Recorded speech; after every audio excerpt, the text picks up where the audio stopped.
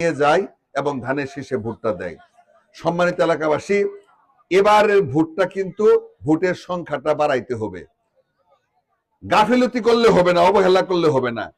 মেয়ে ছেলে থেকে শুরু করে সকলেকে ভোট কেন্দ্রে যাইতে হবে।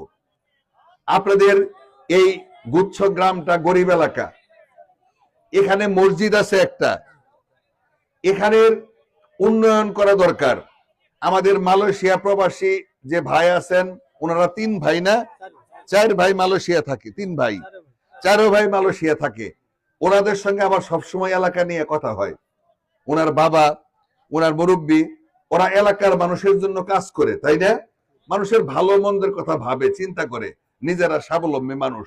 তারা আমাকে বারবার অনুরোধ করছে যে আল্লাহ যদি আমাকে এমপি বানায়, এই গুচ্ছ গ্রামের জন্য এই এলাকার রাস্তাঘাট, এই এলাকার মসজিদ, এই এলাকার যে আনুষঙ্গিক সমস্যাগুলো আছে, এই সমস্যাগুলো যেন আমি সমাধান করি।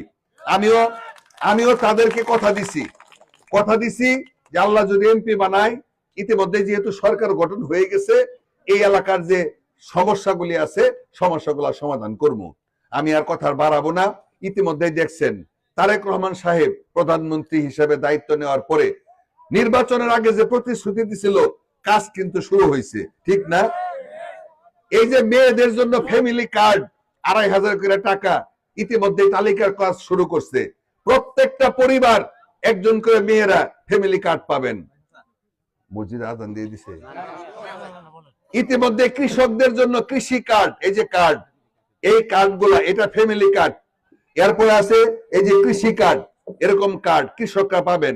কার কতটুকু জমি আছে, ওই জমি অনুসারে বীজ, সার, কীটনাশক, কৃষি সরঞ্জাম কিনতে পারবেন।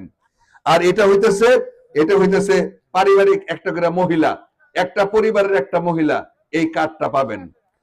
মসজিদের ইমাম মুয়াজ্জিম তালিকা হয়ে গেছে। এই ঈদের আগেই একটা করে মসজিদ, প্রত্যেকটা মসজিদেই ইমাম, মুয়াজ্জিম, খতিব, খাদেম 4টা, এই 4 জন ব্যক্তি মাসিক বেতন পাবে। শুনছেন বোধহয়? ইসলামিক ফাউন্ডেশন থেকে তালিকা সংগ্রহ করতেছে। 4 তারিখের মধ্যে তালিকা নিয়ে নিব। আপনারা তালিকা দিচ্ছেন তো? দিছেন?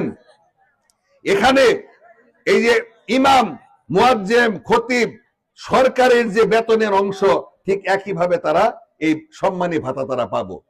10,000 টাকা কৃষি ঋণ মওকুফ করছে, শুনছেন?